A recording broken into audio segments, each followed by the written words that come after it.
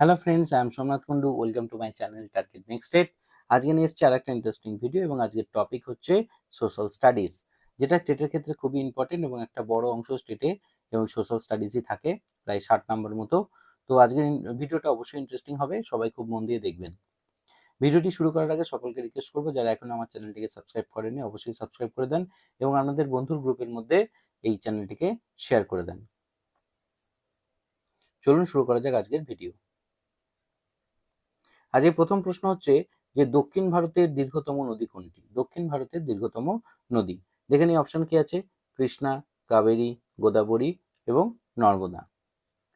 সঠিক উত্তর নির্বাচনের জন্য সময় হচ্ছে 5 সেকেন্ড। চটপট ভেবে নেন কি হবে সঠিক উত্তর।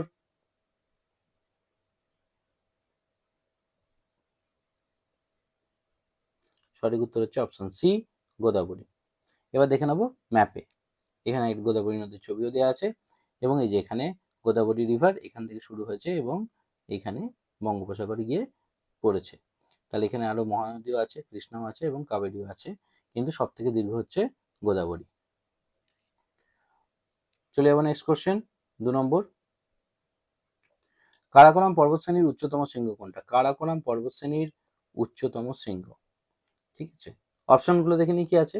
এ গডিন অস্টিন, বি গাছের ব্রুম, সি হচ্ছে বাকাপসি, আর ডি হচ্ছে হিডেন পিক। সঠিক উত্তর নির্বাচনের সময় হচ্ছে 5 সেকেন্ড।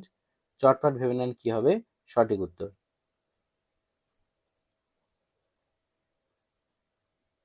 সঠিক উত্তর হচ্ছে গডউইন অস্টিন বা কেটু। এখানে একটা ছবি দেওয়া আছে গডউইন অস্টিনের। এবার চলুন দেখে নিই ম্যাপে। ম্যাপে এই যে এইখানে হচ্ছে আমাদের কারাকোরাম পর্বতশ্রেণী এবং তার এই পিক হচ্ছে গডউইন অস্টিন বা K2। আশা করি বোঝাতে পারলাম। পরের কোশ্চেন, 3 নম্বর। যে ভারতের একটি পশ্চিম বাহিনী নদীর নাম কি? ভারতের একটি পশ্চিম বাহিনী নদী, দেখে নিই অপশন কি আছে। নর্মদা, মহানদী, গোদাবরী এবং হচ্ছে কৃষ্ণা। এখানে একটা ছবিও আছে। সঠিক উত্তর নির্বাচনের জন্য সময় হচ্ছে 5 সেকেন্ড।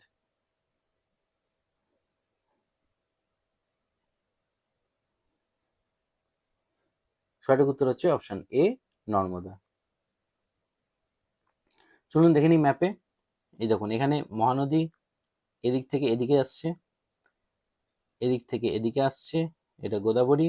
কৃষ্ণা এদিক থেকে এদিকে যাচ্ছে, কাবেরীও এদিক থেকে এদিকে আসছে। তাহলে এদিকটা কোন দিক? এটা আমাদের ইস্টার্ন, এটা আমাদের ওয়েস্টার্ন, এটা আমাদের সাউথ, এটা আমাদের নর্থ, ঠিক আছে। কিন্তু এখানে দেখুন এই দুটো নদী এই দিক থেকে এই দিকে যাচ্ছে, এদিক থেকে এই দিকে যাচ্ছে, মানে এই দিকে মুখ করে আছে, তাহলে পশ্চিম দিকে প্রবাহিত হচ্ছে। যেহেতু এখানে অপশনে নর্মদা আছে, তার জন্য নর্মদা হচ্ছে সঠিক অ্যান্সার। চলুন চলে যাই পরের প্রশ্ন, 4 নম্বর। হচ্ছে ব্রহ্মপুত্র নদের মোট দৈর্ঘ্য কত?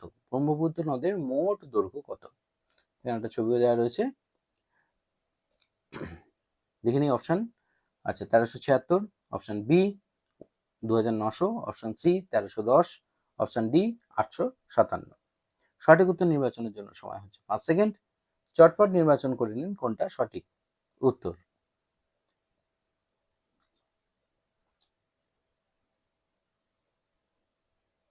সঠিক উত্তর হচ্ছে অপশন বি 2900 কিলোমিটার। তাহলে এই যে চেমাইন্দুং, এখান থেকে ব্রহ্মপুত্র নদী সাংপো নাম দিয়ে উৎপন্ন হচ্ছে এবং প্রবাহিত হচ্ছে, তারপরে অরুণাচল প্রদেশের ডিহং নাম দিয়ে আসছে, তারপরে আসামের মধ্যে দিয়ে আসছে, তারপর এখানে বাংলাদেশে প্রবেশ করছে, ঠিক আছে। বাংলাদেশের যমুনা নাম দিয়ে প্রবাহিত হয়ে পদ্মার সাথে মিলিত হয়ে তারপর পড়ছে আমাদের বঙ্গোপসাগরে। এই টোটাল এখান থেকে এই যে এই পর্যন্ত এই যে ইয়েটা রয়েছে, এটাই হচ্ছে 2900 কিলোমিটার।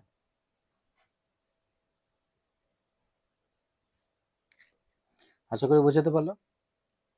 চলে যাবো নেক্সট কোশ্চেন। বলছে চম্বল নদী কোন নদীর উপনদী? চম্বল নদী কোন নদীর উপনদী? প্রথমত উপনদী মানে কি? উপনদী মানে হচ্ছে একটা মেন নদী, মেন স্ট্রিম, তার সঙ্গে আশেপাশের যে নদীগুলো এসে তার সঙ্গে যুক্ত হয়, তাকে বলছে উপনদী। আর শাখা নদী কোনটা? মেন স্ট্রিম, এই মেন স্ট্রিমের সঙ্গে থেকে যেগুলো বেরিয়ে যাচ্ছে চারদিকে, ঠিক আছে। দেখে নি অপশন কি আছে। ব্রহ্মপুত্র, লুনি, নর্মদা এবং যমুনা। সঠিক উত্তর নির্বাচনের জন্য সময় হচ্ছে 5 সেকেন্ড। চটপট ভেবে নিন কি হবে সঠিক উত্তর।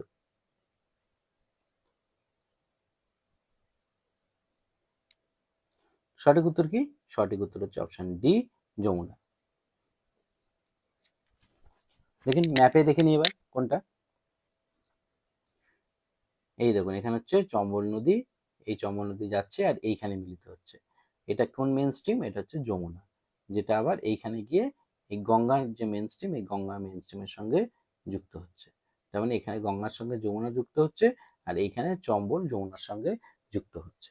তার জন্য এখানে যমুনা হচ্ছে সঠিক অ্যান্সার। তাহলে চম্বল নদী কোন নদীর উপনদী? না, যমুনা নদীর উপনদী। আশা করি বোঝাতে পারলাম। চলুন চলে যাই নেক্সট কোশ্চেন। পরের প্রশ্ন শুরু করার আগে সকলকে রিকোয়েস্ট করব যে আমার এই ভিডিও ডেসক্রিপশনে আমার হোয়াটসঅ্যাপ এবং টেলিগ্রাম গ্রুপের লিঙ্ক দেওয়া আছে, আপনারা চাইলে জয়েন হতে পারেন। আমার গ্রুপ জয়েন করার জন্য কোনো ফি লাগে না। চলুন 6 নম্বর কোশ্চেন কি আছে দেখি। সিন্ধু নদীর একটি উপনদী। সিন্ধু নদীর একটি উপনদী। অপশনগুলো দেখে নেব। শিবনাথ, শতদ্র, মুকরি আর হচ্ছে হিরাম। সঠিক উত্তর নির্বাচনের জন্য সময় হচ্ছে 5 সেকেন্ড। চটপট ভেবে নিন কি হবে সঠিক উত্তর।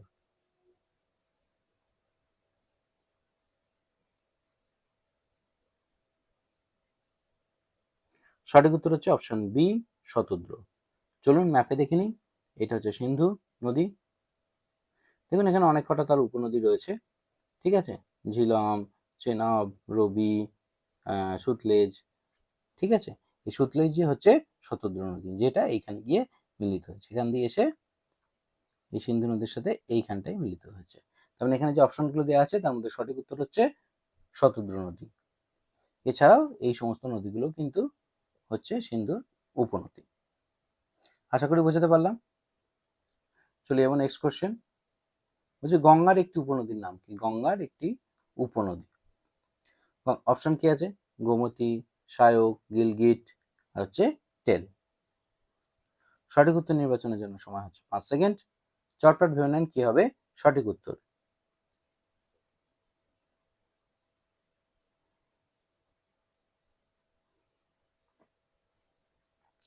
সঠিক কি? সঠিক হচ্ছে গোমতী। এবার চলুন দেখে নিই একটু ম্যাপে। দেখুন এখানে মেন যে স্ট্রিম এটা হচ্ছে গঙ্গা, এটা হচ্ছে যমুনা এবং যেটা প্রয়াগের কাছে গিয়ে মিলিত হয়েছে, ঠিক এটা হচ্ছে তার ডান দিকের উপনদী, এটা হচ্ছে তার বাম দিকের উপনদী।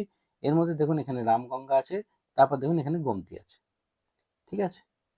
গোমতী এটা এখান থেকে এসেছে, দিয়ে এই দেখুন এখানে বারাণসীর আগে এখানে গঙ্গার সঙ্গে মিলিত হয়েছে, ঠিক আছে। তার জন্য এখানে যে অন্য অপশনগুলো রয়েছে কিন্তু সেরকম কোনো নাম কিন্তু এখানে নেই, শুধু যেহেতু গোমতী রয়েছে তাহলে এটাই হচ্ছে সঠিক উত্তর। আশা করছি বোঝাতে পারলাম। নেক্সট কোশ্চেনে চলে যাই এবার। পরের প্রশ্ন হচ্ছে পশ্চিমঘাট পর্বতের মহাবালেশ্বর শৃঙ্গ থেকে উৎপত্তি হয়েছে কোন নদী? উৎপত্তি হয়েছে কোন নদী? অপশন দেখে নিই। গোদাবরী, কাবেরী, কৃষ্ণা এবং মহানদী। সঠিক উত্তর নির্বাচনের জন্য সময় হচ্ছে 5 সেকেন্ড। চটপট ভেবে নেন কি হবে সঠিক উত্তর।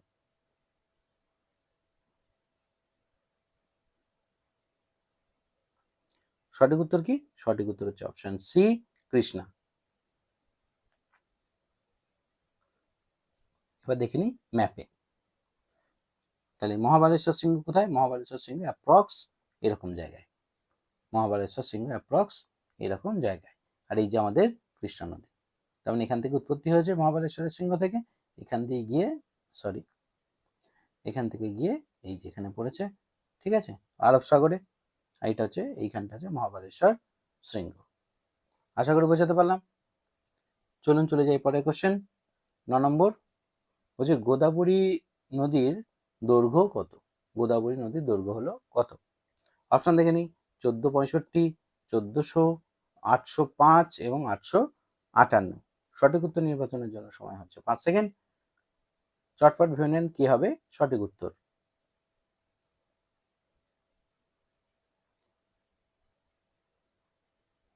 সঠিক উত্তর হচ্ছে 1465 কিলোমিটার। তার মানে ছবিতে দেখে নিই এবার কি আছে।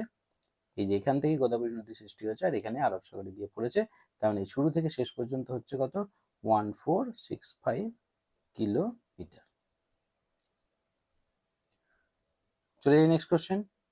বলছে ভাকরানাঙ্গাল পরিকল্পনা কোন নদীর ওপর তৈরি হয়েছিল? অপশন কি আছে, শতদ্র, গঙ্গা, ব্রহ্মপুত্র আর মহানদী। সঠিক উত্তর নির্বাচনের সময় হচ্ছে 5 সেকেন্ড। চটপট ভেবে নেন কি হবে সঠিক উত্তর।